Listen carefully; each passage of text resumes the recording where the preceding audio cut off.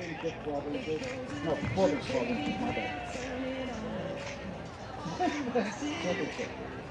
you guys take the stream up and down?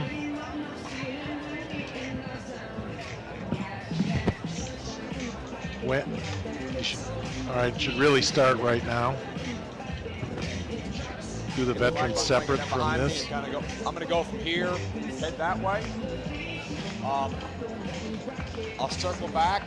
Once I get to the weave poles, I'm turning that way, and it'll be him for a while. I'll try not to get behind the A-frame on you.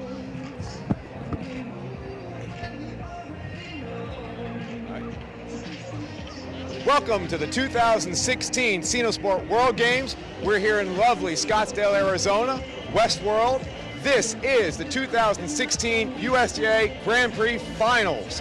Our judge, Janet Gaunt, has designed this course. Let's take a look at a few of the key elements. The course starts with a 3-jump sequence to a tight turn heading toward that A-frame. So you're going to see handlers leading out, trying to get an advantage, either work this approach or control the departure so that we get a tight, efficient turn and the dog's heading toward the A-frame. After the A-frame, the handlers have a question to make. They've got to decide, do they go with their dogs because their dogs need help to perform the end, get the yellow zone safely, or can the handlers depart from their dogs and get a bit of an advantage, a lead out for the next sequence so they can get ahead of their dogs, handle this sequence from an advantage position, get a front cross, maybe a blind cross in here, and then control this jump to the 180 to the wrap of this jump here in the corner. Now they've got decisions to make based on their dog's strengths. Some of the dogs will take their approach and the line of their approach favoring turning left around this jump back to the tunnel. I think more of the dogs will take an inward turn wrapping this jump.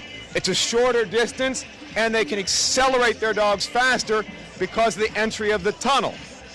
Watch these dogs, the dogs that are turning inward. You'll see different sizes, different shapes.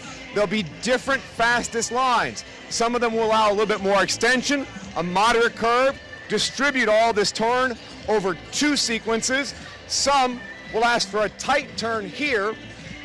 That'll require another tight turn on this jump. That'll put a lot of pressure, an oblique angle approach, and a lot of work on this bar. You might see this bar coming down for those dogs. Through the tunnel, they proceed to the seesaw, and then they've got a 2-jump sequence heading back to these weave poles.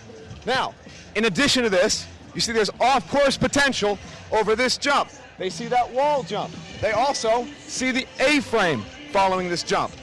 In addition to that, these handlers are going to want to make a side change here. They're going to want to get to this side of the weave poles to handle what comes next. To do that, they've got questions to answer. This jump after the seesaw, if they stay here and try to control this turn, they're going to have to get up here and hustle to make a front cross. In that hustle, they may inadvertently project those dogs toward that wall. Alternatively, they may try to get their dogs over there and give that jump up to get here sooner.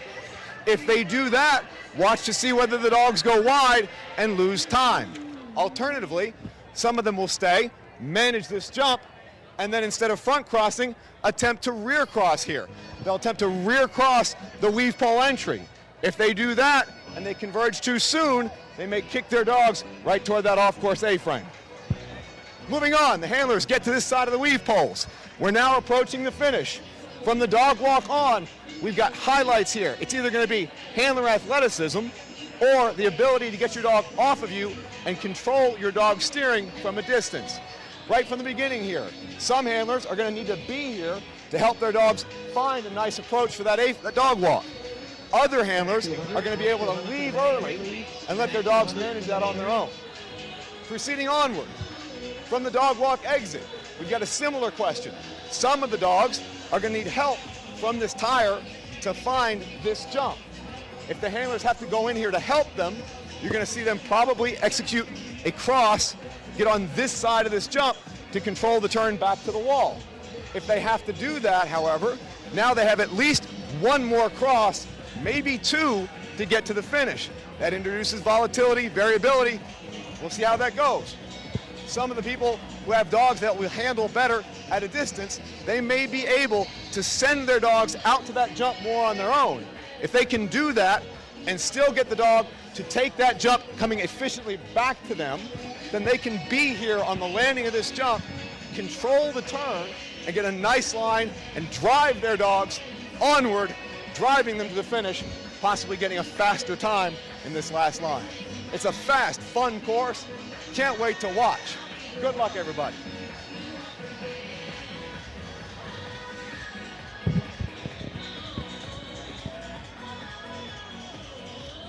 All right, nice commentary from Greg doing an analysis of this Grand Prix Finals course.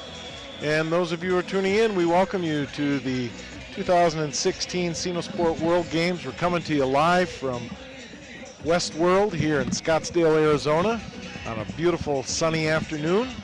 And this is our last event for this 2016 Sinosport World Games, and this is the Grand Prix Finals. Starting out at 12 inches, we have 6 competitors. Janet Gaunt is our judge.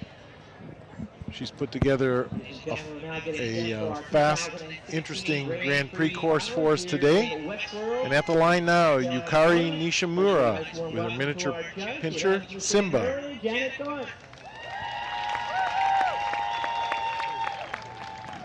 And coming to the line first will be Simba, a miniature pincher handled by Yukari Nishimura. Ready.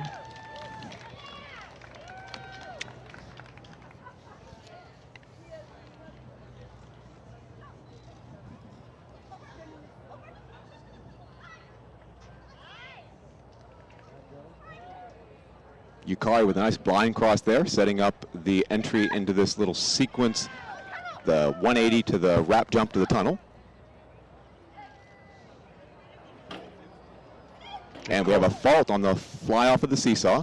Dog leaving the seesaw before the board has reached the ground.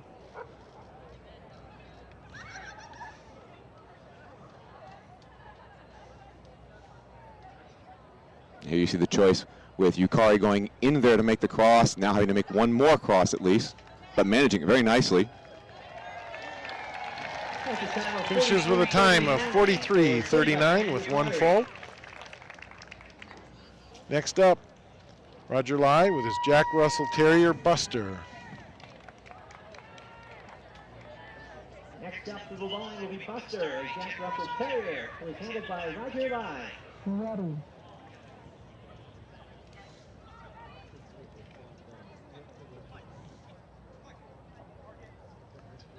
A little bit of time on the A-frame, a little bit of a stumble coming down the landing. And here you see Buster and Roger heading the left turn of the jump on the way to the tunnel. Again, those choices made largely on the strengths of the individual dog and their ability to either turn tight or maybe to cover ground more efficiently, more directly.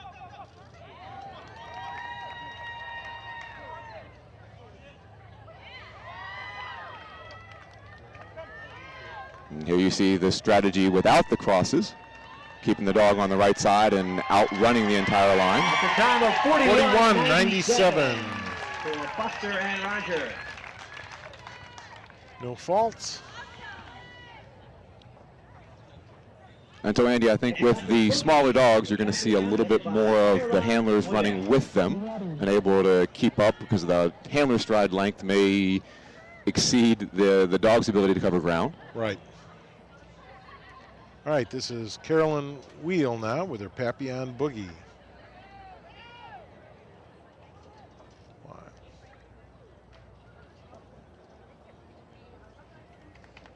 And there's the curl-in strategy. Often the smaller sized dogs, the handlers choose the shorter path as the best strategy in those scenarios, which would be that inward right turn. Right.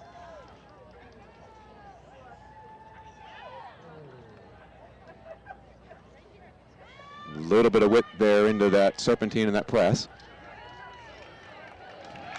Finishes with a time of Very nice time. 38.84. Takes the lead for now.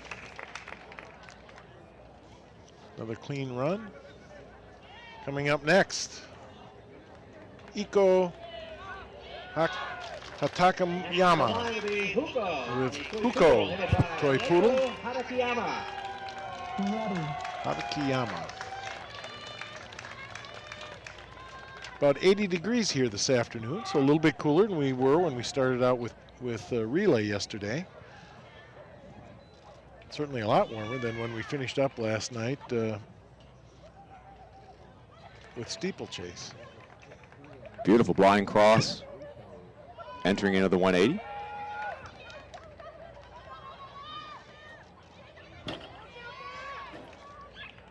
A timely blind cross in that situation keeps the dog moving, but also shows them where they're going next.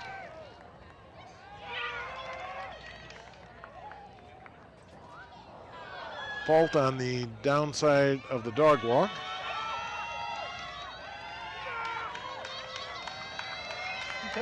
Still a pretty run. 38:22 is their time. So as you'll notice if you're watching at home, the times are getting faster in general as we proceed through the dogs in any height class, and that's generally because the teams are seated in the reverse order of their performance in the round that qualified them into this final round. Right. This is Jennifer Crank now with her Shetland sheepdog Clever.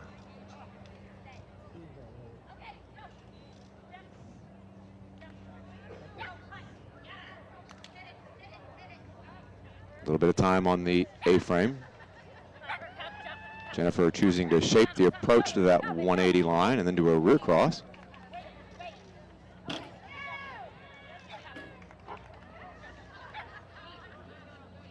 Front cross under the way of the weave poles. Clever lost his footing briefly, but got it back.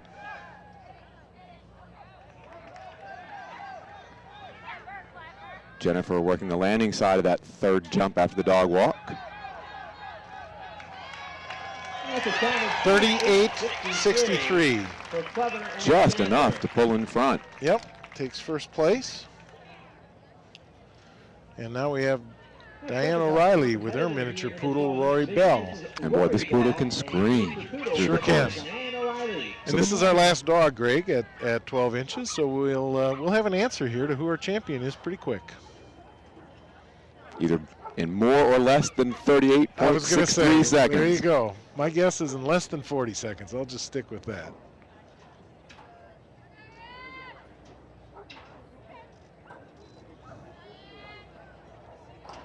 Diane choosing to pull and rear cross the A-frame. That actually gave her an advantage to get off the A-frame and get down there to that corner. A little bit of width coming in the 180, but Rory Bell's really keeping up a good speed through that corner. We'll see if it's fast enough. Choosing to stay on this side, she'll have to flip Rory Bell back to that dog walk and try to catch up. Rory Bell doing a nice job of going to the dog walk down contact without Diane. Is it going to be enough? It's going to be close. It is 38:55. She got it. Just enough.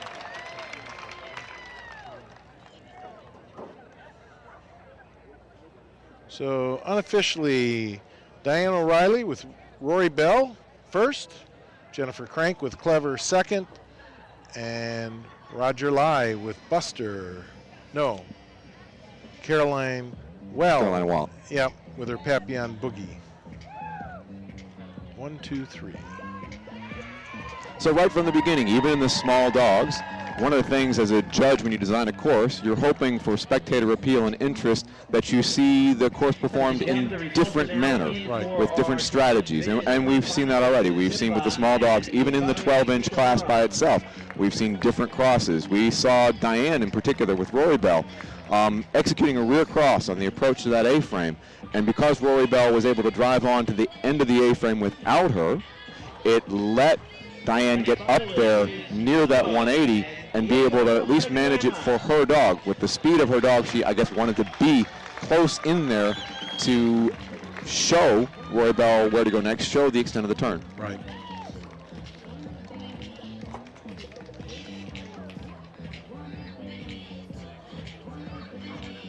Finishing fourth, Buster and Roger Lai.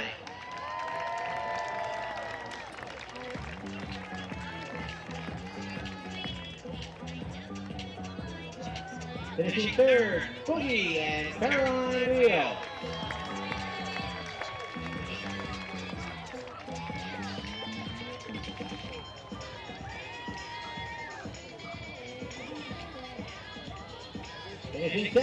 mother, Jennifer Frank.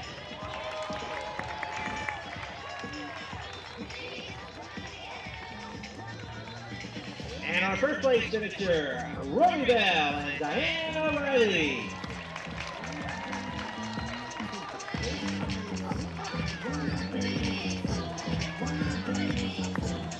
So 12/100ths of a second separated first and second.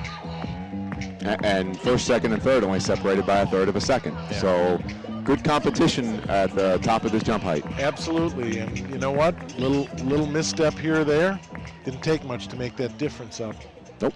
And I think as we see the heights increase and we see more competition in the taller heights with the speeds increasing, the chances for all kinds of different missteps, miscues to end up affecting the results will only be enhanced. Yes. 14.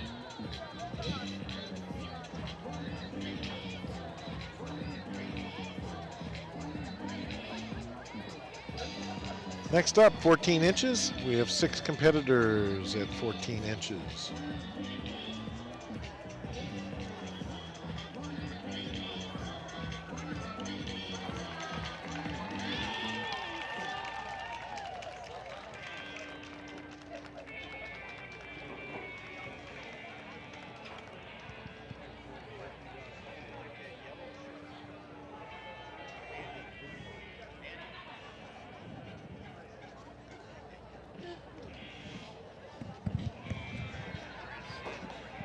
Okay, it looks like while we're waiting for the interview of our winner in the 12-inch height, we've got a slow motion replay of one of the dog walk performances. This is an up contact, it looks like, on the dog walk, and you can see a wonderful call to be able to catch that rear foot cycling through. You could see the front of the Right dog there. missed that yellow zone. The front end's going to jump right over it.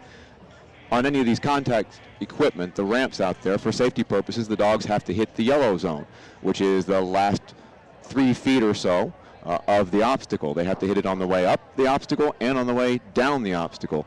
And you can see that rear foot just hits the front edge of the obstacle, which is unusual. Right. One of the things we'll be sure to explain to certify that we get the calls right out here. Our judge also has the assistance of 9 different cameras that are set throughout the field, and replay officials and judges that help watch this. The judges can connect with each other and determine whether or not there needs to be a video replay review. All right. Cece Martinez now with Janie, a miniature poodle, leading off here at 14 inches.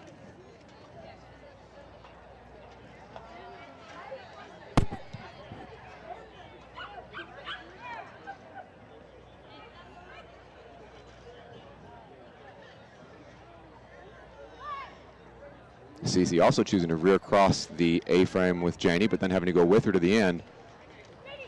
You see a little bit of confusion there, a little bit of hesitation approaching the jump on the way to that 180. Now they've picked up speed again.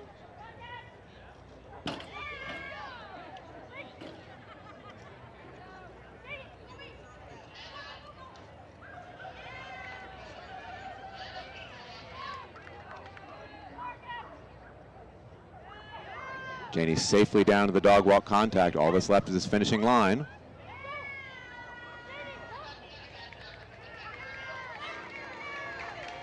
Well done. Janie finishes with a time of 44.96. 44.96. And a clean run. Next, Lisa Buckner with her All-American Hefe. And we can see already that, in the excitement of the moment here with all the adrenaline coming and the excitement of the crowd, the handlers feel it too. And we just saw that, Cece at the end of that run, that long run from one end of the field to the other, she was a little tired. Yes. A little bit of a head check there, confirming that they wanted the dog to take the jump coming into that 180 turn. And fly off on the seesaw, signaled by our judge, Janet Gaunt. And Lisa just getting to that front cross. Jeffy doing a job of waiting for her to finish that, but that may cost him a little bit of time.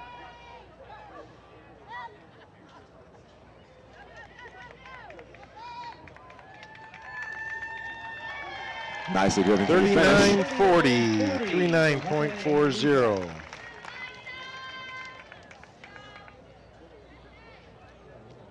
Next, Abigail Beasley with her Shetland Sheepdog Dreamer.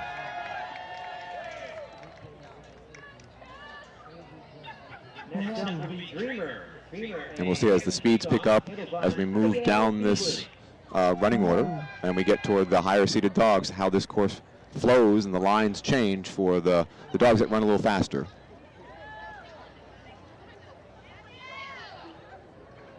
Abigail choosing to go to the outside of the line, crossing between the A-frame and the jump, just barely got that executed. A risky strategy. We'll see if it'll work out for her.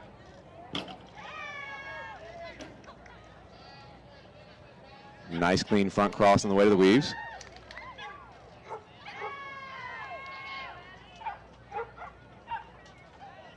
Safely off the dog walk. Abigail getting a pretty good turn on the way to the finishing line. Choosing a blind cross. And over the spread. 38.47. Clean run. And into first place. Halfway done with our 14-inch dogs. 3 to go. So we'll see now, this is a race. The fastest clean dog is the dog that's crowned the champion. We'll see that bobble from the A-frame to the jump after the A-frame with the aggressive strategy, whether it ends up costing her, depending on how these next 3 dogs run. At the line now, Juliana Lund with her Shetland Sheepdog Rukia.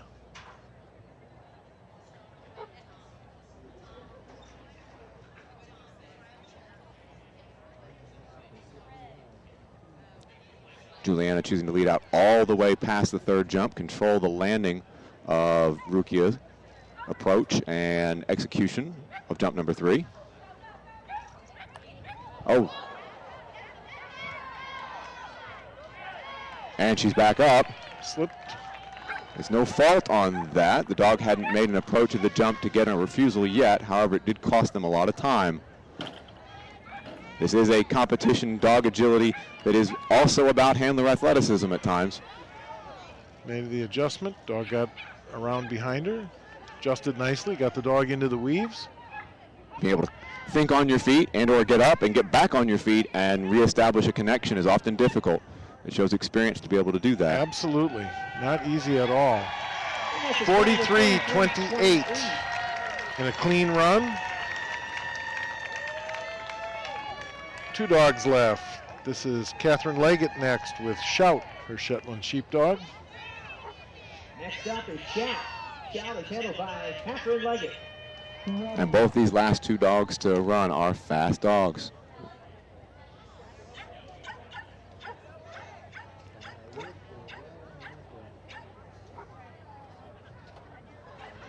So unofficially, Abigail Beasley and Dreamer do no worse than 3rd place.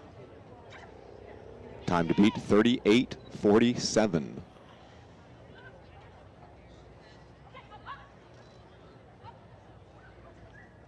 Kathy with a nice front cross on the way to the A-frame. Safely off the A-frame. Kathy choosing to rear cross. And a little bit of a hesitation and a refusal, a fault approaching that wrap jump.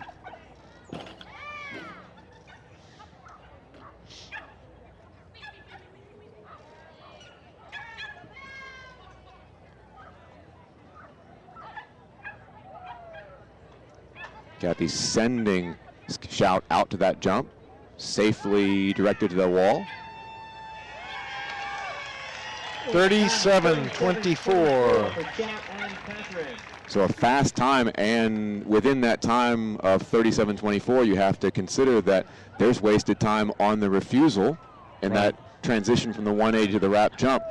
Shame about that, but the time could have been even faster, and we could have been looking at a time down in the 36s. I think you're right. This is Barb Davis now with her Shetland Sheepdog Sketcher. Time to beat 43.28. 38.47. Sorry, I'm sorry. 30. You are correct. 38.47. 38.47. The time to beat. Barb getting a fast line, not necessarily a tight curve, but a nice telescoping arc. Dog able to keep up speed. Got to fly off on the seesaw.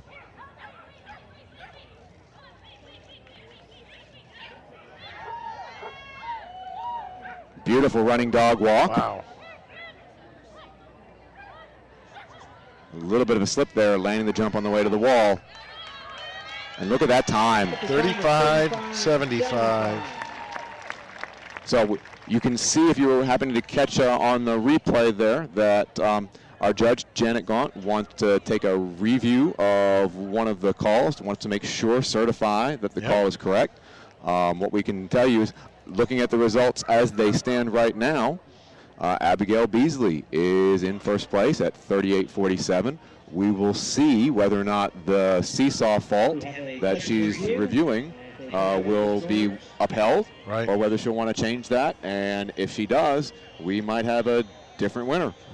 Right now, if nothing changes, Abigail Beasley and Dreamer in first, Juliana Lund and Rukia in second, and Cece Martinez and Janie in third. But again, that's unofficial, and Judge Gaunt is asked to have a look at one of the runs. As we were starting to discuss in the 12-inch class, there are 9 cameras out here. They are here as tools for our judges. Our judges have to certify that the dogs hit all the contact zones, that they perform the tire without separating it, without colliding it and causing it to displace. As a result of that, there are times when what we see as judges out there on the field, we may not be sure. Just in happenstance, things may get in our way. The handler might block our view.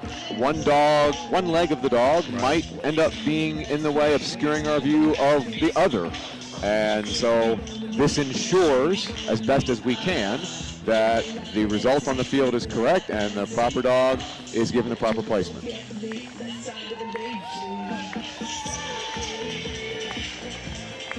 And so far, I'd say that just looking at where we stand right now, pending review, we are looking at,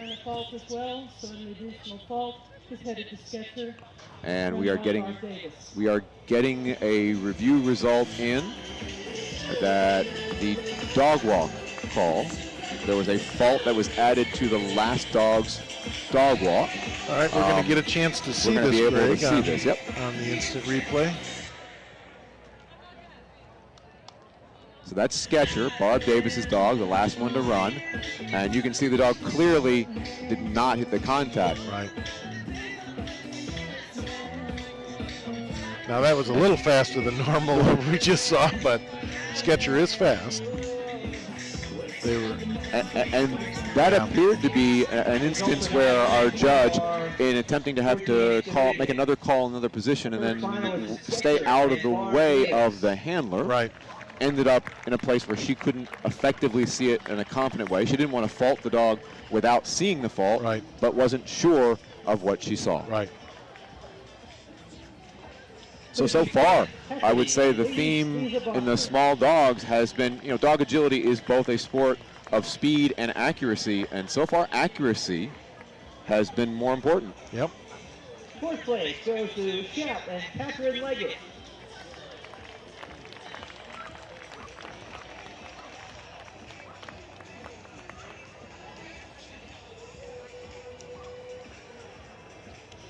Third place, Janie and Cece Martinez. All right. Congratulations to Cece and Janie.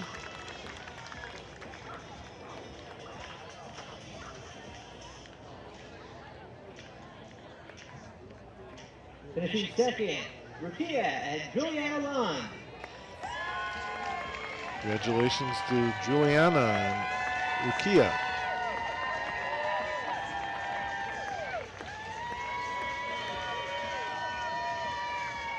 And your first place finisher, Dreamer and Abigail Beasley. And congratulations to our 2016 Grand Prix champion, Abigail Beasley and Dreamer.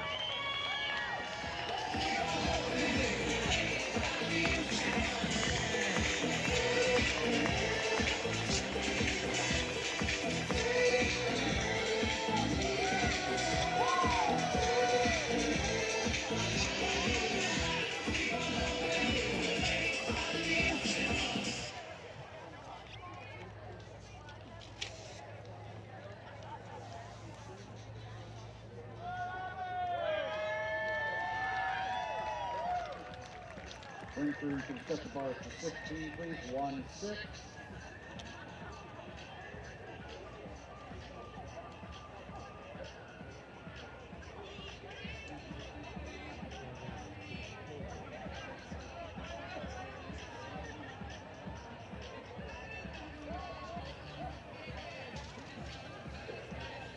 All right, 6 competitors here at 16 inches.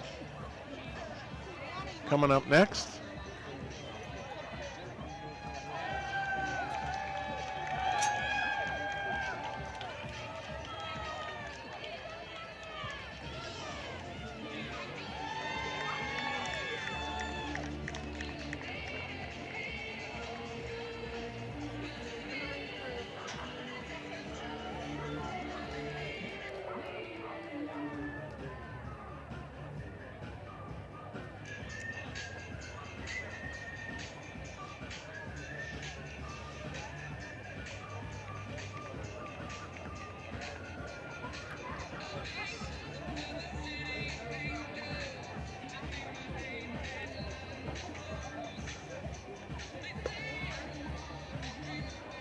We have an attempt for our 16-inch division, and coming to the line first is Charger. Charger is a second dog, headed by Gail Anderson. All right, leading off, Gail Anderson with her Shetland Sheepdog Charger. Charger getting started on Gail, maybe taking off a little ahead of her. Wasn't sure she was ready. Gail doing a good job of managing that line anyhow, but you can see it got off to a little bit of a bobbling start. Not quite sure how to direct her up to the A-frame. Now they seem to be back together.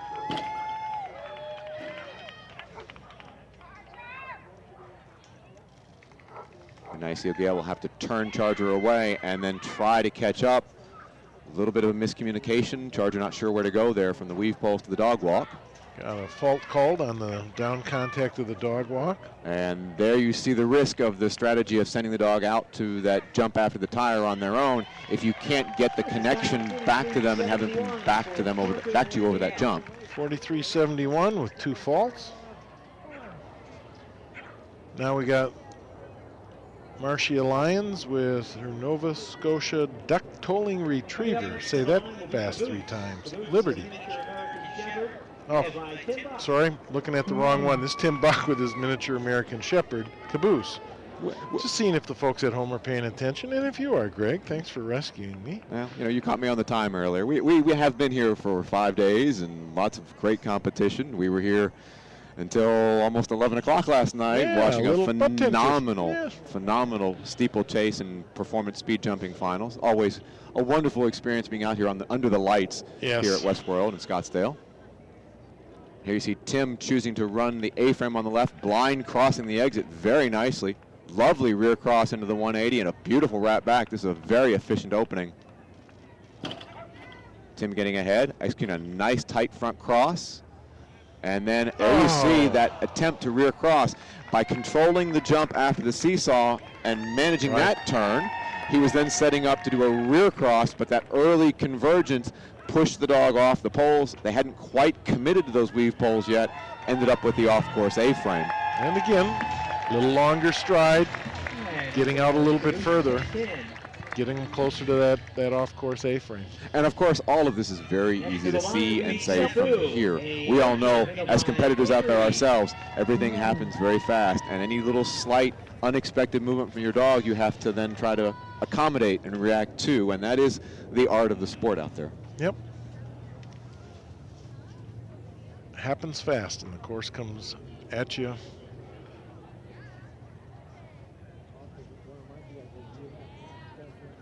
Pam choosing to lead out all the way to the wall jump.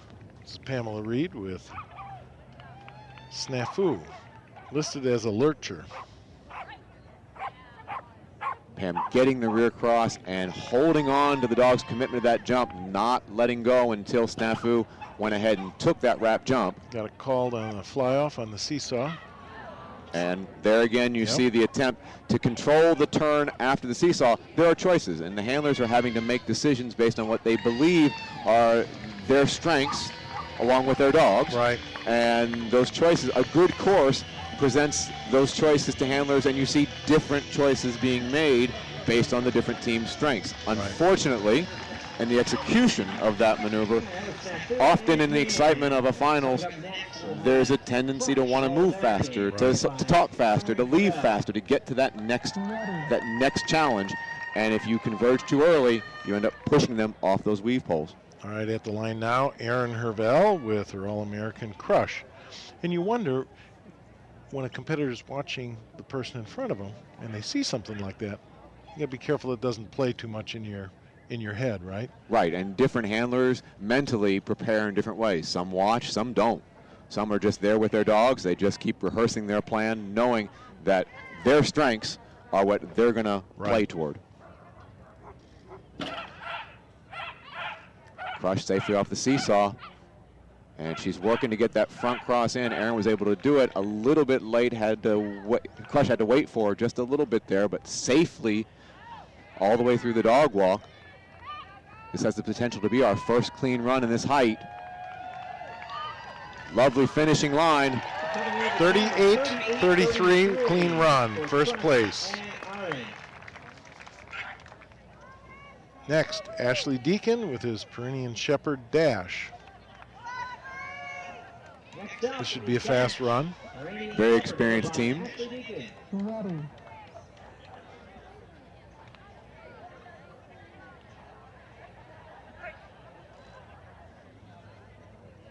Ashley with the long stride length himself, able to get the front cross in on the way to the A-frame, and the front cross then into the 180, creating a lovely curve and fast, efficient line into the tunnel.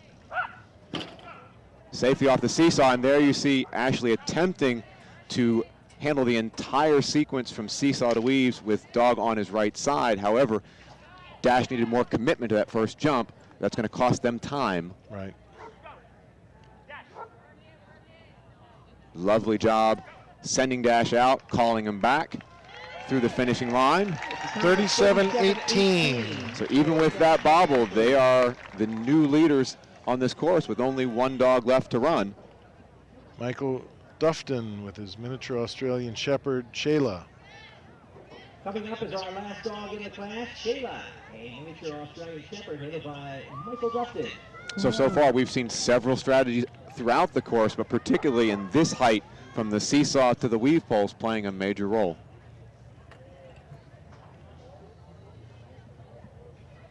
Of the three areas we talked about prior to the start of this, where we thought there would be some interesting challenges.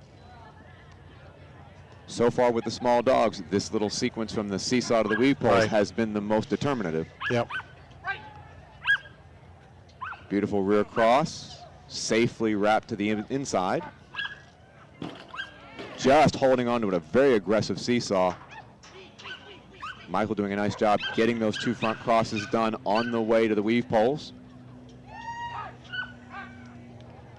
And safely off the dog walk as well. Michael, a finishing line left to run. A little bit of hesitation there. Oh, my. Michael, unfortunately, found the wrong side of the wall jump. He had to react to his dog there, it looked like, and reacting to Shayla going a little wide over that jump after the tire, Michael backpedaled, and as he backpedaled to draw his dog toward him over that next jump, he then lost the line. The dog was coming toward him, but he wasn't moving toward the next obstacle. All right, unofficially, I've got Ashley Deacon and Dash in first. Erin Herval with Crush second, and Gail Anderson and Charger third. Results are now in, and for our 16th division, our first finalist is Caboose and Tim Buck.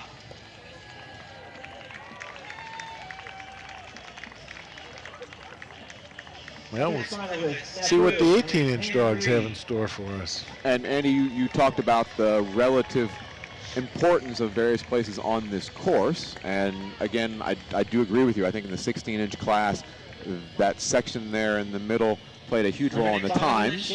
And then we saw on the last run how that last portion, the last line, ended up, the independence that Michael and Shayla had getting the dog out there to that jump wasn't matched with their ability then to bring Shayla back in. Right. And as a result, that became determinative of them making it through the course. They had a great run going. I think they might have been fast enough to take it. Second place. Certainly would have been close.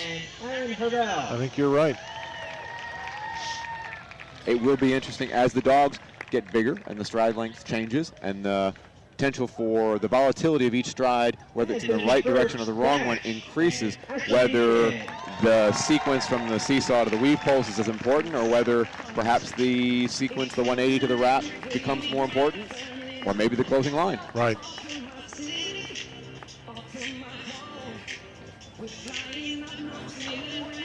And there goes Ashley and Dash.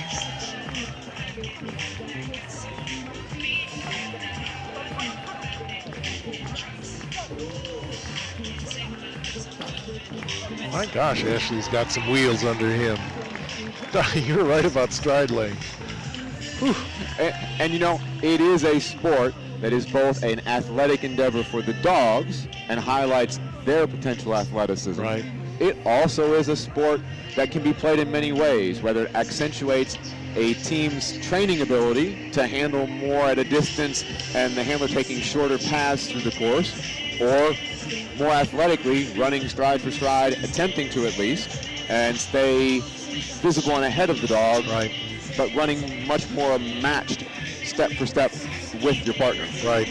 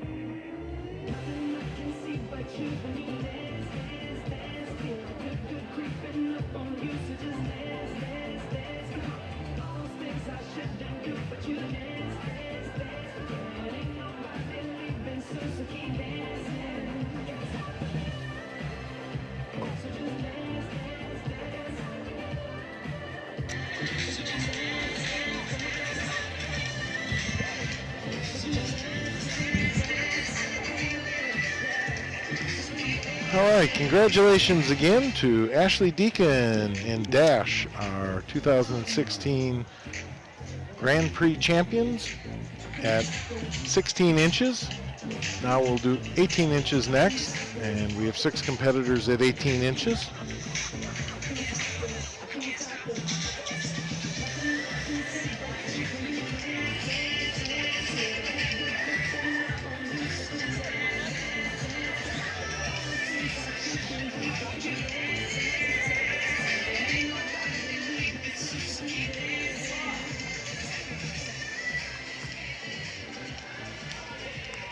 As a step for our 18-inch division, we'll have 6 competitors in this class. And coming up to the line first will be Rizzo. A Booter Staffy headed by Joseph Sauer.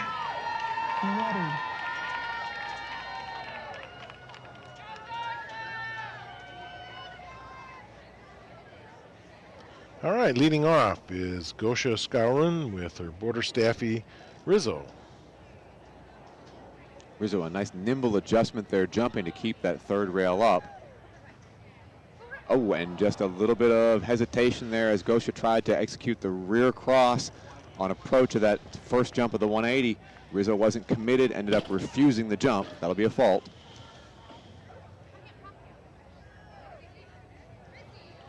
And missed weave pole entry. You could see on that front cross that Gosha performed, she was having to get out of the way and didn't give Rizzo a long time to see that approach. Made it much harder for him. Nice job with the finishing line, though. Nice finish. 42.50. 42.50 for Rizzo and Gosha.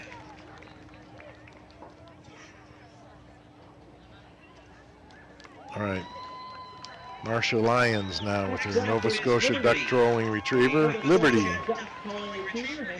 Now I know why you gave me that strange look after I said that the last time, because I was looking on the wrong spot.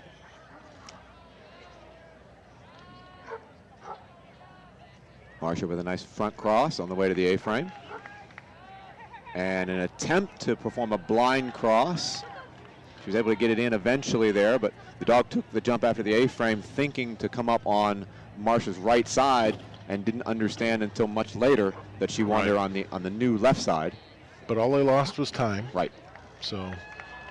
But again, this is ultimately a speed event. It is both speed and accuracy. Yep. And particularly as the dogs get in the larger heights and or the height classes, the number of dogs competing increase within a height class. 39.90. Typically speed becomes more of the determinative factor.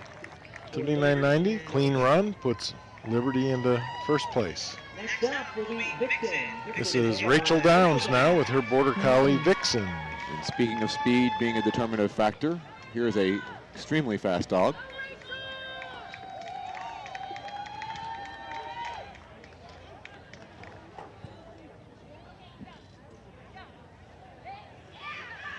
Beautiful turn of the A-frame. You see the distance, the independent execution by Vixen, allowing Rachel to get there to that puzzle, that 180 to the wrap, and handle it efficiently. Ooh. A little bit of a misstep off the seesaw, but Vixen recovers quickly. This is an athletic endeavor for these dogs, as you can see. Safely down the dog walk, only the finishing line left. Come on in, Vixen, got to find that jump. Rachel doing a nice job of holding on to Vixen and helping Vixen get back to that jump. 33.16, 33.16 for Rachel and Vixen. Propels them into first place. And that is the fastest run we've had all day. Yeah. And we're going to see that continue now as we go down the reverse seating and get to the faster dogs within this height in the preliminaries, and probably as we move forward in the next jump heights. Yes. All right, Kate Moreau now at the line with Smart, her Border Collie, putting a mat down as Smart is in season. And that is try to at least minimize the potential distraction of dogs that will run next.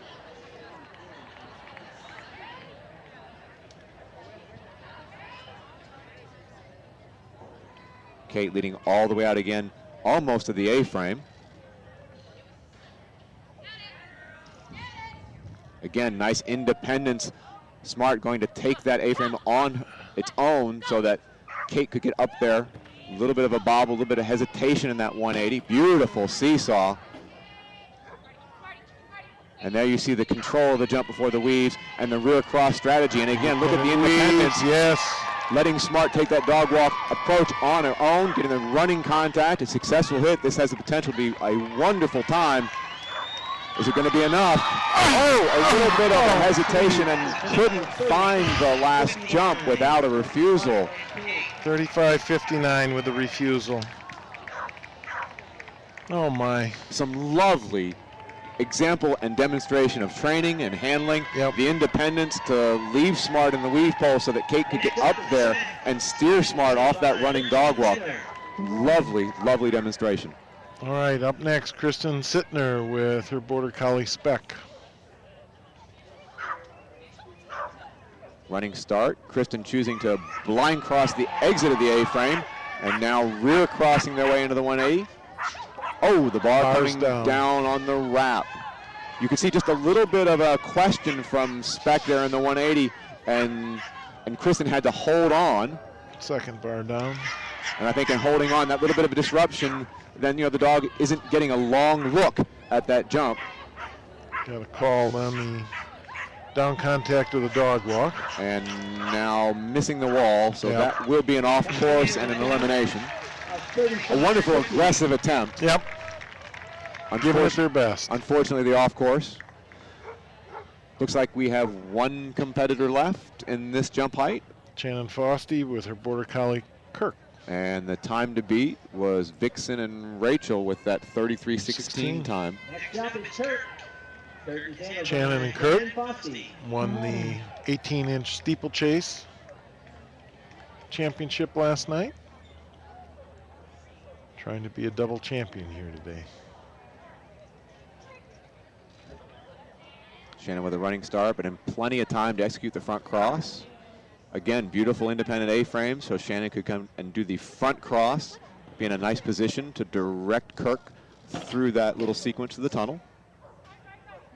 Choosing to hold Kirk and then rear across the weave poles.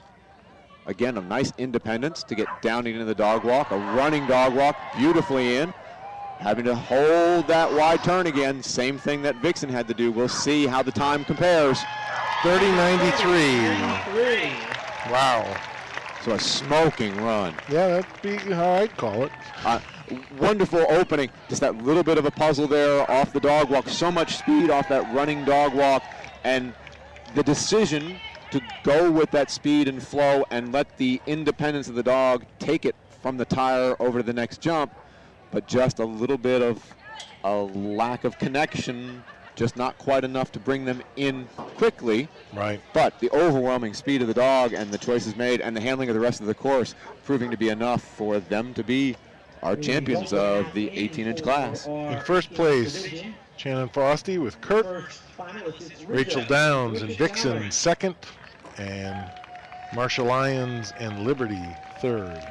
And what a job of Shannon reacting in the moment with everything, you know, the dog running at the speed the dog is running, to react to the length over the jump after the tire, and feel that Kirk was heading around the jump and hold her ground, react, and stay, change plans, be there, hold on to that jump, and refocus Kirk to the jump.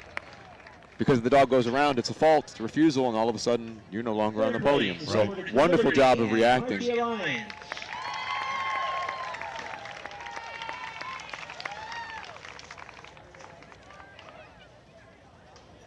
Second place, Vixen and Rachel Downs.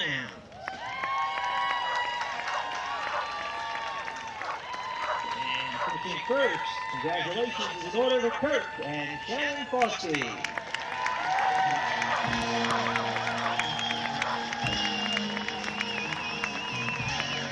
Well done, Shannon and Kurt.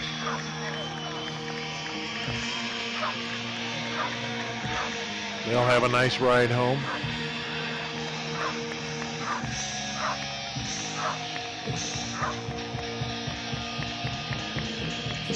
And you can see in our celebration victory laps and what you just saw at the end, how much this game is trained as a game of play. You watched as they ran their victory lap and finished the last obstacle, the leash come down, the dog go right to tugging, and that's part of the sport and how so many of the trainers out there train it to be a sport and an activity in which the dogs get fully engaged, where they participate at the same sort of speed and zest and interest that they do running together with other dogs in the field, in the backyard, out in the woods, that it becomes something they throw everything they have into. And that starts with that building of a relationship and building the joy in moving together and playing together and keeping it a fun, exciting, rewarding game. Right.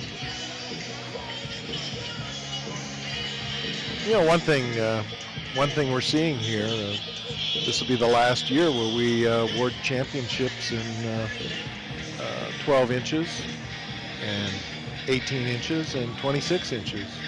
With the new jump heights coming in December 28th, we'll have 10, 14, 16, 20, 22, and 24.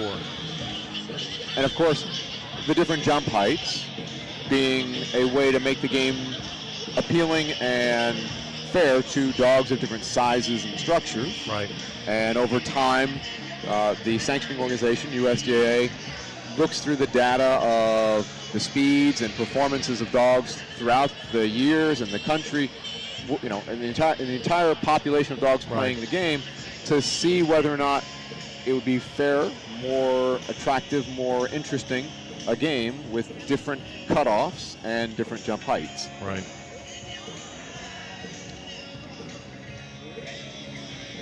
So we're now getting set for our 22-inch class. We'll have 18 We have 18 dogs competing at 22 inches. Next, starting out will be Lynn Spielman with Savvy, her Labrador Retriever.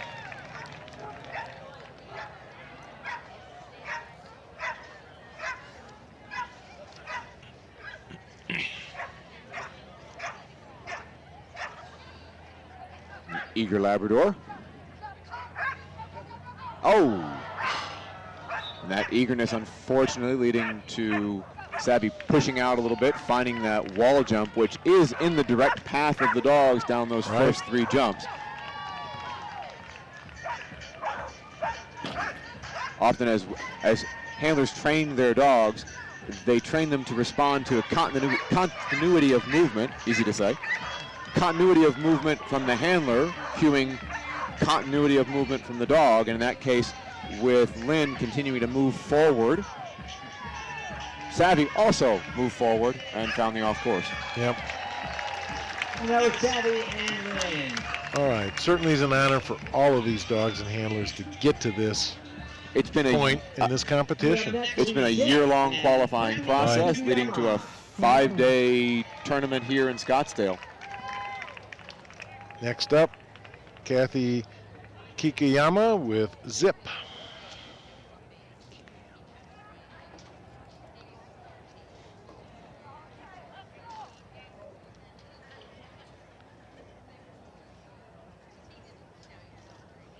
So Zip safely down the dog A-frame. And you see Kathy choosing to flip the dog away from her, going with the dog's approach line, a good strategy for them as a team, rather than asking Zip to have to turn tight. Zip picking it up down that dog walk. Nice running dog walk. And Kathy in good position to handle that serpentine and the pressure back to the wall. And just making it down the finishing line. 38-16. Again, nope. Again, I think that you're seeing for some of the handlers, the adrenaline of being out here. It may or may not be their first time in a finals.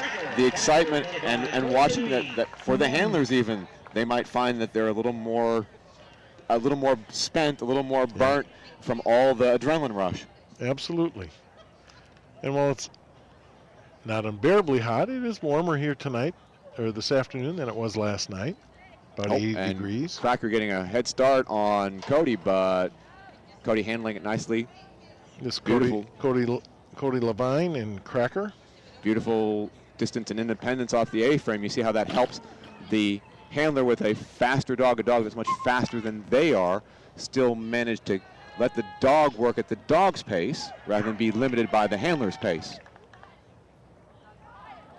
Beautiful independent execution of the dog walk. A little bit of a hesitation there as the dog was trained to wait for Cody to get to the end.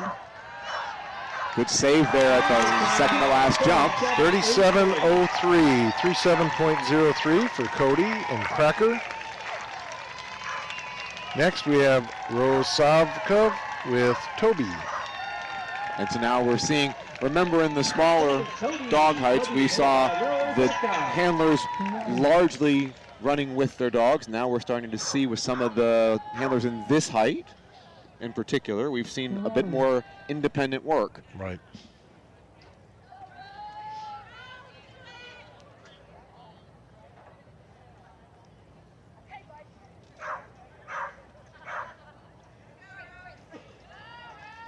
Toby down to the end of the A-frame. Rose choosing to split the difference and handle with the rear cross to the 180 in the wrap. Choosing the outside path. Very efficiently run. Nice tight turn. A little bit of work for Toby to get around Rose into those weave poles, but a nicely trained entry, and Toby able to handle that pressure. And here you heard Rose say, get out, jump, come, which is the independence, and then the call back. 35-47 puts him in first place. Beautiful job of connection and that certainty and clarity of after approaching the tire, cueing the dog, get out, jump, using verbal cues. They've obviously trained that and spent the time investing in that training so that it would pay off in a situation like this. Next up, Catherine Laria with Blizzard.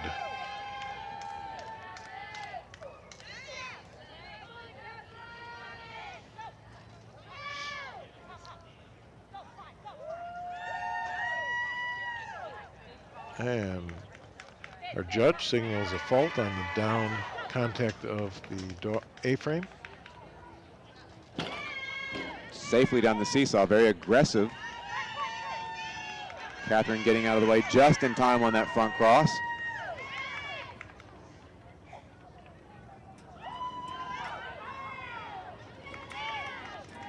Pretty job entering this last line.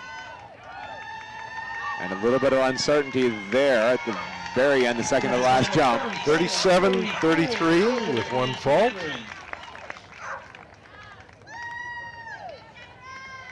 So now we're actually starting to see with the larger strided dogs a little bit more of an issue with the second to last jump. We're seeing dogs coming over the wall and over the blue jump that follows it and arcing out beyond and outside of that red jump, and the handlers having to adjust and draw them back in. All right, this is Noriko Aso with Sonic. Very light strided dog over those first three jumps. A little bit of a slip there, A-frame to the jump. A wider arc, but a fast pace and distributed the curve nicely. We'll see how that works out for time. Seesaw was aggressive. We'll see if it stands. A little slip going. Sonic has slipped a couple times here. Yep. It's a very light dog, but it's having a little bit of a struggle keeping up on its feet. There you go, you saw that slip, yep. But Sonic was able to manage that turn. You saw the slip, but just getting enough purchase on the ground to make the turn back to the second to last jump. 36.01. Good enough for second. Catherine Laria, or Rose Savkov with Toby in first at 35.47. That's our time to beat. Debbie Spence now with Braden.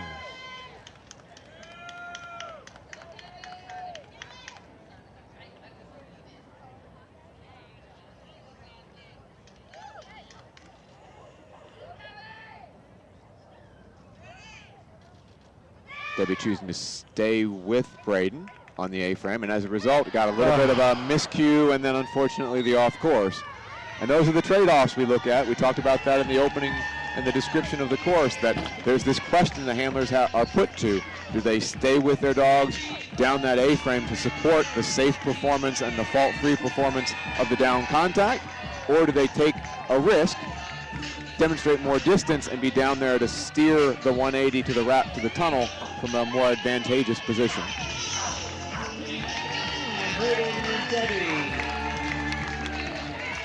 Eva Gutierrez up next with Lana Kila. Coming up next is Lana Kila and Eva Gutierrez. Nice energetic crowd here today, cheering everyone on. That always adds to the excitement. Aquila is up and ready. Eva trying to get a lead out. Got just enough. Pulls Aquila to the A-frame, rear crosses that put her in a nice position, the independent execution of the down. To a nice 180, a little bit of width though on that wrap. That'll just cost him time.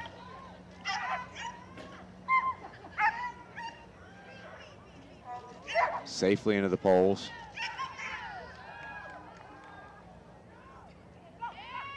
Now for the close, a little bit of width on that first jump after the tire, led to a little bit of width on the landing. But she's safely through the closing. 36.89. Good time, but not enough to unseat Rose and Toby at 35.47. Looks like it moves her into a second place so far. We're about halfway through this jump height, right? Yep. Elise Rossellini next with Finn.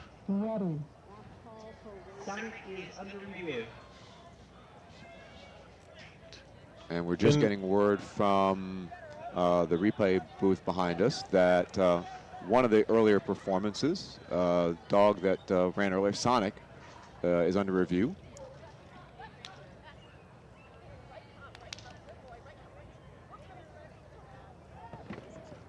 Finn safely through the opening. And there you see Elise choosing the first front cross, but then holding the turn and then rear crossing of the weave poles. Better entry into that serpentine and the push to the wall. Nice line over the last two jumps. 33.85. And the time reflects it. 33.85. Clean run. First place. Next up is Vivian. Vivian is headed by Kathleen Devine. At the line now, Kathleen Devine with Vivian exclamation point. And Vivian runs with an exclamation point. Yes, indeed.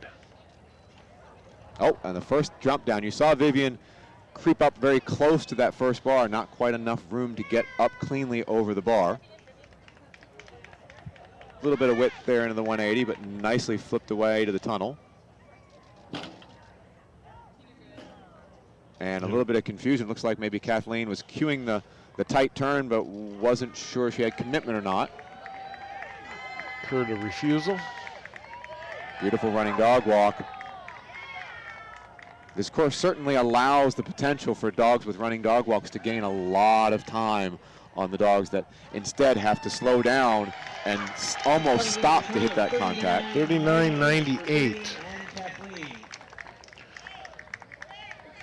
Certainly the second last jump, number 19, that red jump, is causing a little confusion in this closing line. This closing with the line bigger dogs. with the larger dogs, the whole closing line has been more of an issue than it certainly was with the first two jump heights. We're seeing dogs flowing off the dog walk and the tire and then that next jump and not finding their way back to that jump before the wall.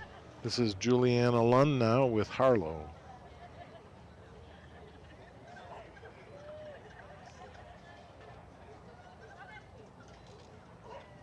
Juliana controlling Harlow's landing. Safe, efficient, nice approach to the A-frame. Beautiful blind cross into the 180. A little bit of width and a slip there, but nicely handled with the left turn. A little bit of a front cross to a throw behind there. Beautifully done.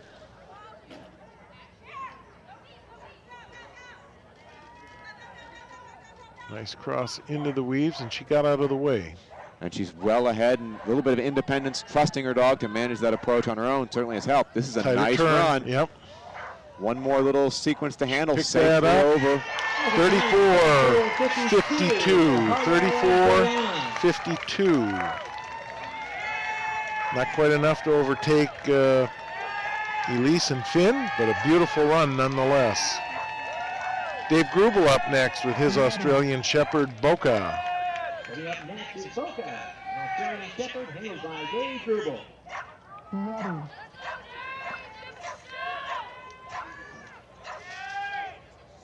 Boca certainly ready. Dave slipping in a nimble little front cross on the way to the A-frame. And another on the way to the 180. Choosing to spiral inward. Dave working that seesaw to ensure the contact.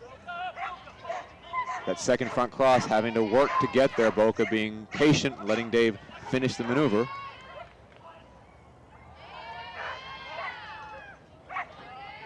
Nice turn into that jump. Efficient line. On the way to the wall, another efficient line to the close. 34-76. Dave coming to say hi at the end of that one.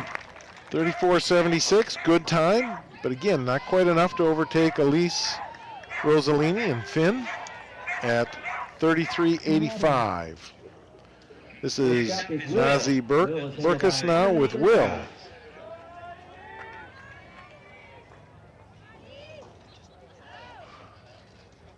Najee driving Will over those first three jumps. Aggressive A-frame, a little bit of a wide turn on the 180, but a lot of speed. We'll see if the fastest arc isn't the tightest line, it's the fastest fly off on the seesaw. And unfortunately, the fly off on the seesaw. These curves with the different sized dogs, the fastest line on a curve is not the tightest line. They're called on the down contact of the dog walk. And it's not the widest line. It's kind of a question of physics. And we just missed the wall jump off course for an E. So we're going to see, as we mentioned in the opening, if the dogs that are going to turn right and spiral in clockwise to that entire 180 to the wrap, we're going to see different lines taken depending on the strengths of the various dogs. Right. And that ultimately it's a question of how much speed can you take over how much distance. And it's it's a relative question. There's a middle ground for everyone, and we'll see how that sorts out. All right, on the course now, this is Mia Grant with Rich. Fast dog on the opening. Again, a bit of width. We'll see if, and the bar came down. Bar is down, okay. Hard to see, the wall jump kind of blocks my view of that one. A little bit of not quite able to communicate the turn coming into that 180 sufficiently for Rich to pick up the cue in time. You saw the width and perhaps just a very last second reaction causing that bar to come down. But certainly a lovely time. 33.97 with a fault. Time to beat, 33.85. Denise Rossellini and Finn. Next up is Tawny Burnap with Jolt. 4 dogs left. So now these are going to be some of the fastest dogs in the preliminary rounds. We'll see if the times continue to get faster and faster. Right.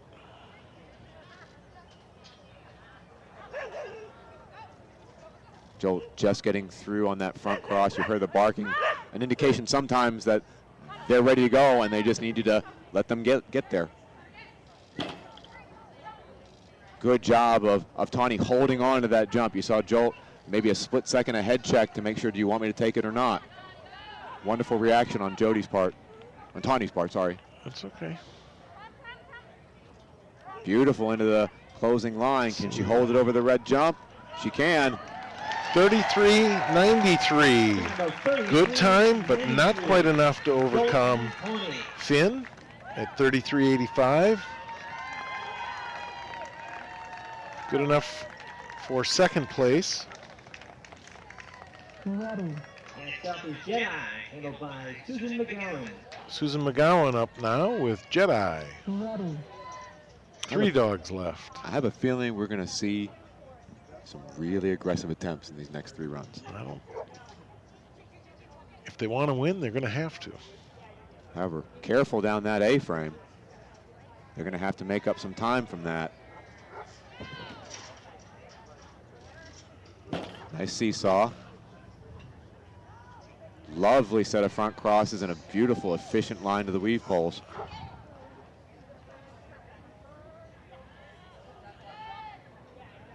Beautiful entry into that closing line. Really efficient in that back corner. And driven nicely. 33.61. Nicely through the close. Takes over first place. So she was able to make up that time. A little bit of hesitation on the A-frame, but otherwise a really spot-on run. Nice job on the dog walk. Safely down, but tight through the tire and the 2 jumps after that before the wall jump. Didn't waste anything there. And a good example of enough distance, but not a loss of control over that jump after the tire. Carol Schieffer now with her Border Collie Schemer. 2 dogs left. Oh. And just sometimes the excitement of the moment, all the energy, the dog left it stay. Carol didn't realize it, wasn't able to handle it, and so got a refusal there, and then after missing one of the jumps, went off course for the elimination. That's a shame. You know, the big event environment, the final runs of the weekend, all the energy that's here, the crowd that's here, it does pump everyone up, including both the handlers and the dogs, and it puts the behaviors that we may have trained in different circumstances under a lot of pressure. I mean, you know, look in relay, we saw a team that could have won it all, not run without the baton. Right. You know, that's just all those things you talk about. The excitement, the stress. And that's part of the joy and the fun of playing. It's why people come and play, because they want to be put to the test, put to the pressure, and see how they respond. That's part of the sport, and it's... If it was easy, everyone would do it. All right, last dog this height. This is Swagger, run by Susan Garrett. Suddenly got quiet out here. I'm sure everyone is anticipating what could be a phenomenal run. Let's see. The A-frame was aggressive, but in and good. Susan choosing to flip Swagger away around the wing very nicely. Steadying Swagger up for a really efficient line of the weaves, crossing behind.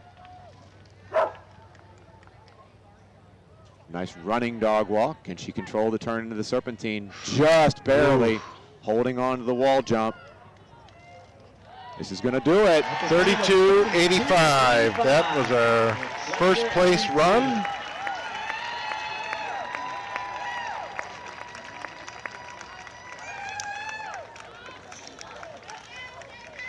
Unofficially, Susan Garrett and Swagger in first place, 32.85. Susan McGowan and Jedi in second place at 33.61. And Elise Rossellini and Finn in third place at 33.85. 1 second between third and first. And a lot of time stacking up in that 33-second range, right? We had several runs that were in that ballpark just off the podium. Right. Very deep field. Right. It looked like Swagger's run, a very smart, sharp run. It didn't see Susan pushing for necessarily the most aggressive, but just really clean lines, well directed. Sometimes that's the hardest thing to do in an environment like this with all the excitement. Right. But you know, when you have a handler with a lot of experience, they have maybe an easier time finding that composed place to be smart and sharp, just aggressive enough. Right. All right, one height left, 26 inches. 8 dogs left to go. Always the anticipation at the end of the year for this event, getting it started. It's exciting. Always a little bit of reticence for it to end. I hate to see it go. You know, all this work that goes into it. It's sad when it's over, and they'll take this place down, and it won't be long, and you won't even know that there was an agility trial here. And as you mentioned, this is a week-long endeavor. It started with many of the staff being here as early as Sunday afternoon and evening to be ready for when events here in the previous weekend concluded. As you see from the live stream, there are bleachers, there are vendors, there are 6 other rings of competition on the field beside us. There is another couple sets of rings for practice, for demonstration. Completed on Sonic, a 5-fall to success for a mix-up dog walk contest. And just a quick announcement on a scoring detail where one of the calls on one of the earlier dogs to run was under review. It was a clean run on the field, but it was assessed a 5-point fault under review. Our judge, Janet Gaunt, getting a chance to look at the replay. And remember, on every contact performance, the dogs have to hit both the yellow zone on the up, the ascent, and the down, the descent. And here you see Sonic. And in this case, unlike the one we watched earlier, that rear foot didn't cycle through and catch the very beginning of the board. The front feet missed the yellow, and then the rear feet came up under the dog, cycled through, and no footfall. No dragging of the foot. No footfall occurred in that safety zone, that yellow zone, so that is a 5-point fault, and that will affect their standing in the final results. All right, the results are now in for our 22-inch class, our first finalist. And as you were mentioning, so a week-long event starting Sunday was set up, Monday and Tuesday, all the logistics that go into all the communication systems, all the scoring systems, the ability to broadcast this and live stream, and all the internet connection and the work that goes into this setup. And as you say, within a matter of hours, this afternoon, this evening, it'll all be gone. I know. Well, we'll look forward to 2017 next then, and back down in Murfreesboro, Tennessee. Returning to the eastern half of the country. Right. A wonderful thing USJ has been able to do in the recent history. We for a period, came out here for 6 consecutive years. A lovely site. We're happy as we can be to come back here to Scottsdale. But now being able to rotate sites and provide more access to more competitors, support the program throughout the country a little bit more evenly. Right. So somebody had asked Finalists, earlier in the week, Will. had we decided where we're going in 2018? And the answer to that is we're coming west of the Mississippi. Exactly where, we don't know yet. We'll evaluate how this show went at this site. We've got a number of other sites that we're looking into. So we'll work hard to get that done, and when we have a contract in place, we'll make that announcement so that people can plan ahead and know where it's going to be. And it's certainly been a process, as you know, anytime you're looking at a site, it starts years in advance of the event actually happening. It's a 2, 3, maybe sometimes more than that year process from first introduction to a site to figuring out the logistics, figuring out the contract, and being able to confirm. And as the sport progresses, one of the nice things that USDA has been able to achieve in the recent years is getting ahead on that so that there's more advanced notification. We get the schedules done a little bit earlier, let everybody know what's coming a little sooner. So looking forward, from my perspective as both a competitor and interested participant in general, where we'll be in 2018. Stay tuned.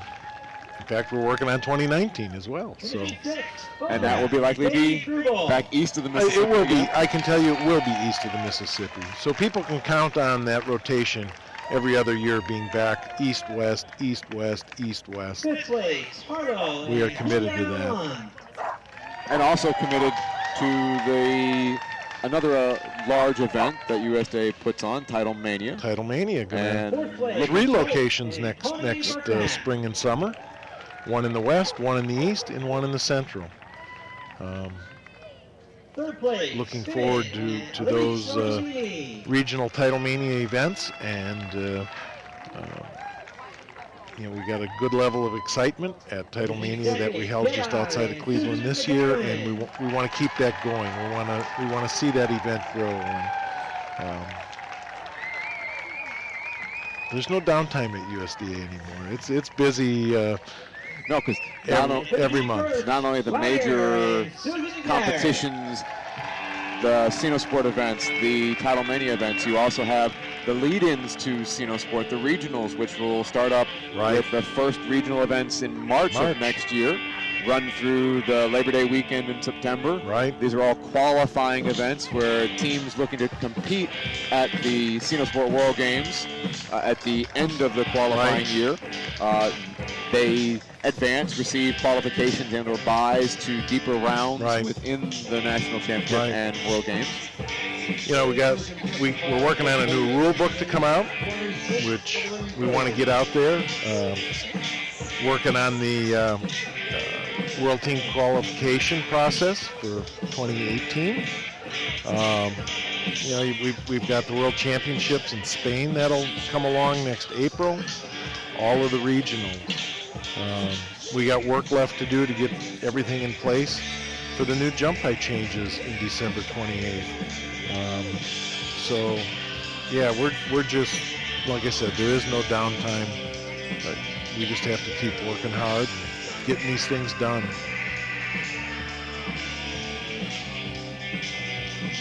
And I just want to take 1 minute here as we're watching the awards. I want to thank Tom Kulo, who chairs this event, and can't thank him enough for all of the hours that he puts in to help get this event prepared and then helps keep it running during the week of Sport. Tom does a great job. All our volunteers, Leslie Bicko, who's our volunteer coordinator, Tim Laubach and his crew, Carol Volker was here to help this year, Seth Dunn, Randy Holford. Those guys are out there building the courses, and course building is critical here because we got dogs running in different rings on the same course, so they need to be built identically, and those guys do a great job. We got our new Hall of Fame Tim member, Varelli, Military Service Award member Tim Varelli, and all the scorekeeping, Helen McNenley, and all the secretarial work that goes into the entries and setting up all the computer scoring involved. And then, you know what, all the local people from the Arizona agility community who are out here helping out. And I wish I had everyone's name and could read it off. We'd be here till 8 o'clock tonight. But without all of those volunteers, without all of that help, this would not be possible. And we get good feedback from people. Nobody has all the answers to these things and how to do it. But with good feedback, we keep improving it and attempt to improve it every year. We'll do a debriefing after this. You know, change delta. What did we like? What would we like to see change? So. And we're always looking and want to hear the feedback. So please feel free to provide that feedback following the event. So leading out, we have 8 dogs at 26 inches. This is Rachel Sanders with Gifted. Rachel working down to the end of the A-frame with Gifted. We'll have to rear cross into the 180. Little bit of width and hesitation committing to that wrap jump. Rachel there to push nicely to the seesaw. Steady up the turn on the way to the weave poles, rear crossing the entry. Nice running dog walk. Rachel up there on that jump after the tire, able to make the push to the wall. Yeah, 36-72 and a clean run. Nice job for Rachel and Gifted. So we start out our 26-inch class, and with the 8 dogs in it, we start out with a clean run on the board. That'll put some more pressure on the handlers below to maybe push to go faster rather than just go clean. Right. Melanie Rock next with Puma.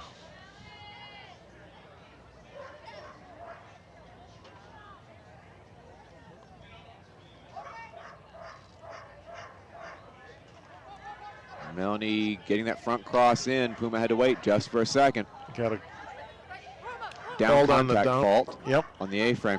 And you never know, with a little bit of a hesitation there on the approach, if that might have influenced Puma's striding, maybe disrupted it a little bit. You saw a little bit of jockeying to get out of each other's way. Melanie with nice distance off the approach of that dog walk. Also nice distance to the jump after the tire, allowing her to run this closing line. She's with got a beautiful Puma all on one side. 35-85 with a fault. Beautiful run though. Next, Terry Thompson with Motion. Next to the line is Motion. Motion is handled by Terry Thompson. Ready.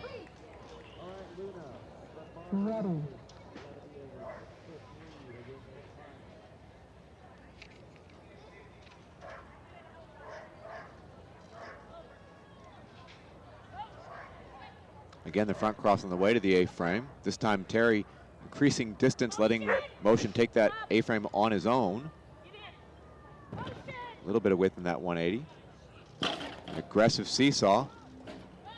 Controlled it with the rear feet, even though the front feet came off before the board came down. So far a clean run. Safely off the dog walk. Here comes the closing line. Let's see, Motion going a little wide. Terry having to hold on. That's going to be a fault, a refusal of the jump. Again, Terry having to hold to that jump. The same kind of question on both those jumps. And 41-22. Unfortunately, the same result. A refusal on both as Motion continued to follow along with Terry's forward motion. Right, and not sliding converge on her. Yep, sliding past that jump rather than coming over it. Reading the handler's motion.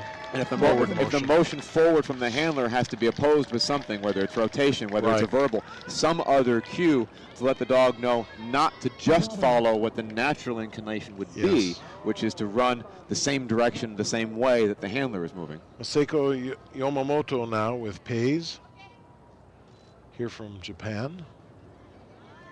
Much cleaner approach to the A-frame for Pays. Oh, but a down contact fault. As you like to say, a little width there on that 180.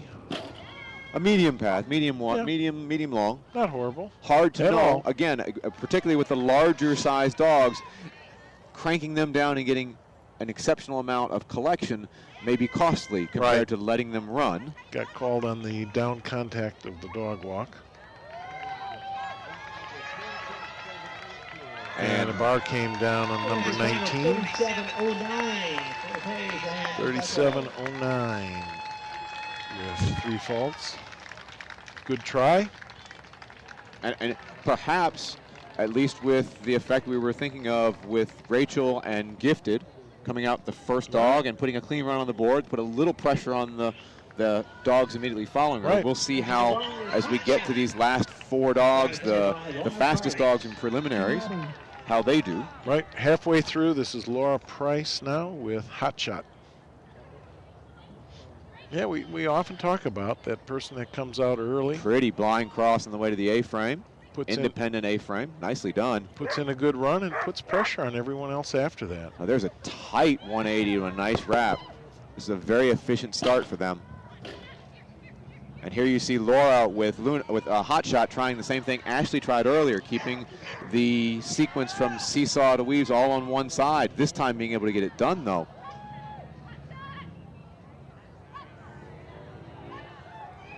This is going to be a good time.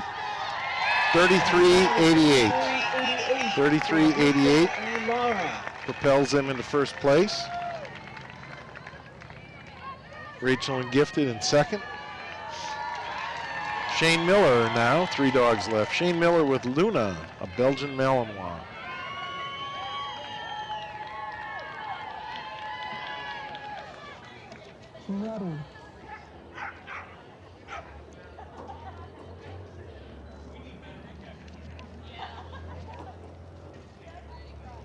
Safely off the A-frame, down contact. Shane choosing to go with Luna and then handle the 180 to the wrap from behind.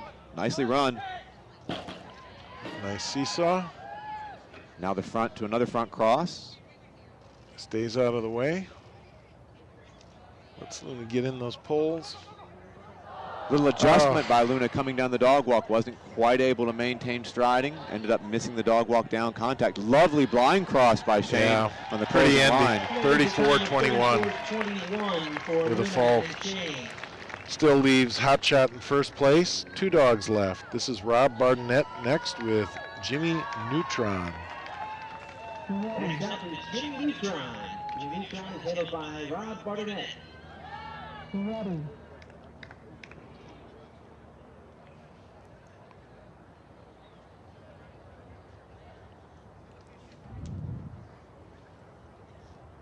And Jimmy Neutron getting a little head start on Rob, but Rob able to recover. An independent A-frame, but there you see the down contact faulted, and that was the other side of the question. If you separate from the A-frame, can your dog hold up under that pressure of you departing and still maintain their job of hitting the end of the ramp? And you never know what effect Jimmy Neutron self-starting has, right? Throws that timing off a little bit. As a handler, that enters your mind. He's going to finish up nice and strong. 37-10 with 1 fault. All right, this is Jennifer Vocal next with Tonic. 33.88 time to beat. This is our final competitor. This is Tonic. This is our final dog here at the 2016 Sinosport World Games. Our last 26-inch run. Tonic with a nimble adjustment on that first jump to get up and over successfully and cleanly. Jennifer using a reverse spin on that entry to the 180 to tighten Tonic's line. Very nice. And the seesaw very aggressive. Wow. Nice. This is a beautiful run. Nice rear cross of the weave pole entry. Dog walk down contact is faulted. That's a shame. This is going to be a nice pretty run otherwise. 34.08. All right, this is all unofficial. I don't know if they're reviewing anything. I've got Laura Price with Hot Shot in first place, Rachel Sanders and Gifted in second, and now I got to do a little quick looking here. I've got, looks like Jennifer Vocal and Tonic in third. And it looks like we do have a couple calls under review on Tonic's run. So we'll see if the dog walk fault that was called stands up or is taken away, and whether or not the seesaw That was an aggressive seesaw that was Yes. was called good. We'll see if that remains good. So Right. that will affect the podium position. Yep. So we will have to wait and see that. And as soon as we get the results from the replay, we'll be sure to pass them along to you and maybe take a look. Well, I think we're safe on first and second, I believe so.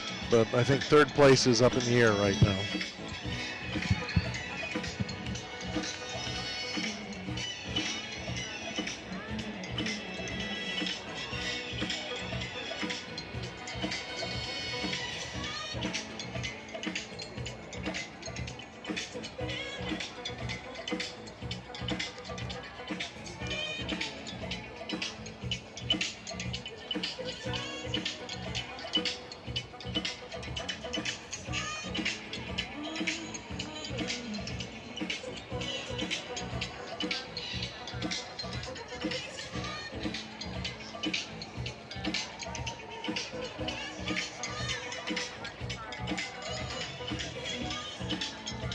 Well, certainly an exciting competition, and today was no disappointment here with the Grand Prix.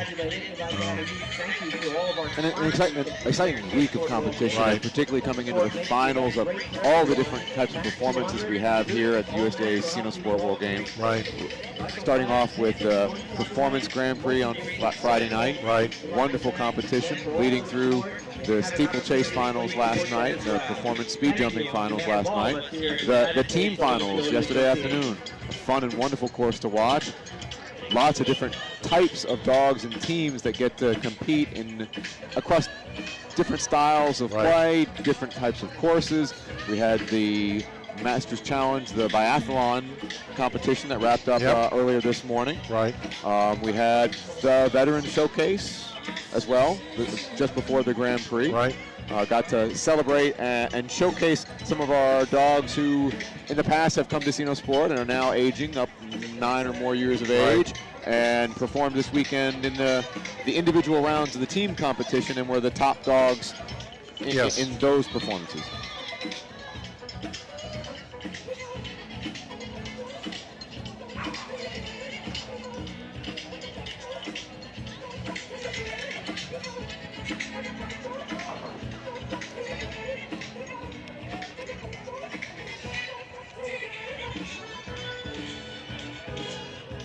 And we are still awaiting final review on video of what may or may not be the potentially, what are we looking at here? One of the third place performance, perhaps? Yes. In the 26-inch class.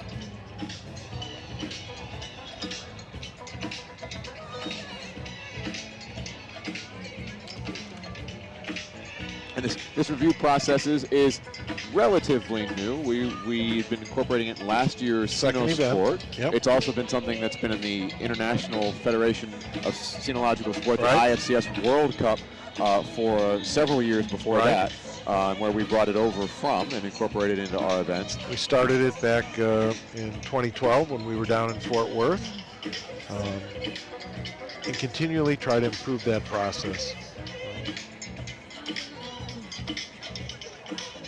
Yep, like I said, we'll sit down and we'll do a plus delta. You know, what worked, what do we want to keep, where do we need to change, how can we improve? One of the things that always works is the competitors who come with their dogs and what they put into it. And it is a pleasure and a privilege to get to watch everybody play. It's been something I've enjoyed over the years coming and competing at. Right. It's something that now I get the pleasure of watching from here, one of the best seats in the house. I want to thank all the competitors who support USDAA agility throughout the year at local events, regionals, and so here at Sino Sport. We are just getting back word from the review, and Jennifer Vocal and Tonic were assessed a 5-point fault for the dog walk down. Okay. And that's the dog walk down. You can see that the dog comes off the side of the ramp.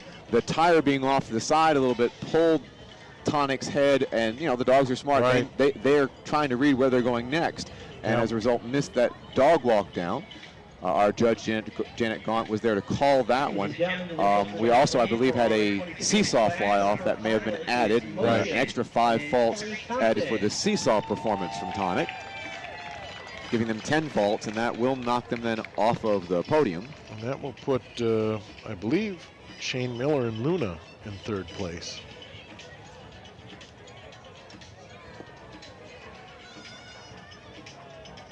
Our next finalist is Paige and Masako Yamamoto.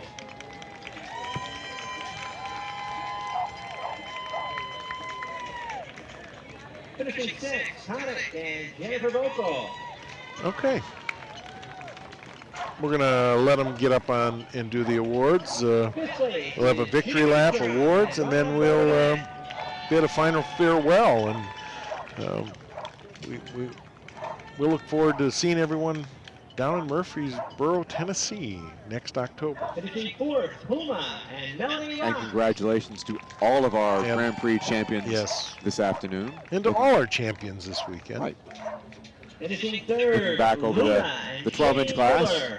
Lori Bell and Diane O'Reilly. In the 14-inch class, Dreamer and Abigail Beasley. In the 16s, Dash and Ashley Deacon. In the 18s, Kirk and Shannon Fosty. In the 22-inch class, Swagger and Susan Garrett. Finishing 3rd, Luna And- and Shane Miller. Coming up on the podium for our 26-inch class, Shane Miller in 3rd. Rachel Sanders in 2nd, and Laura Price and Hot Shot. Puma and Our Melanie champions Rock. at 26 inches.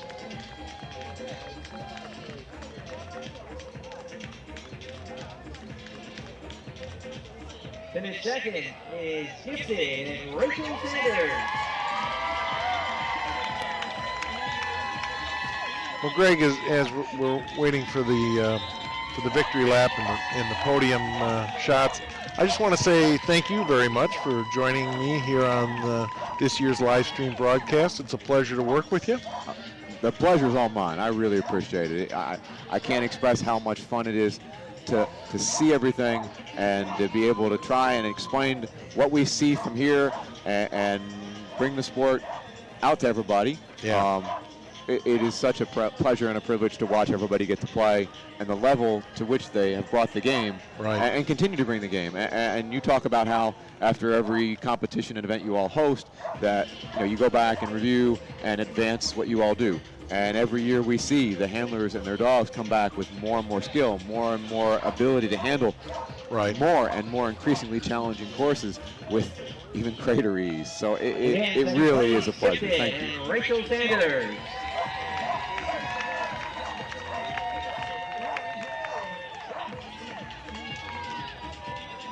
And finishing 1st, Hot Shot and Laura Price.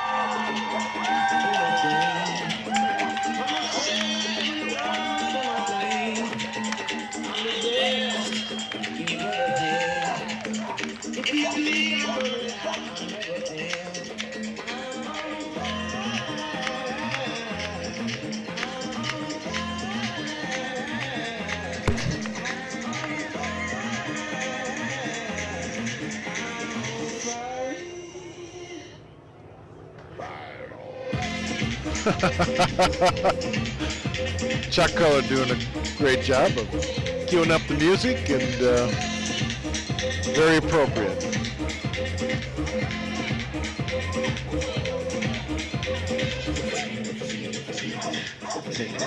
We're taking it down.